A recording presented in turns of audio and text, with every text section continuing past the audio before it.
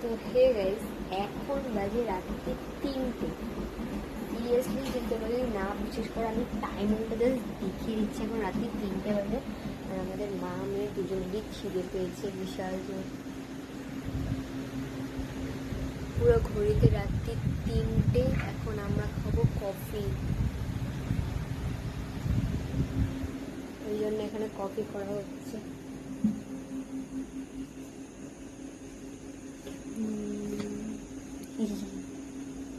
কিছু করার নেই, খিদে পেয়ে গেছে। আমাদের প্রচন্ড দিন খিদে পেয়েছে।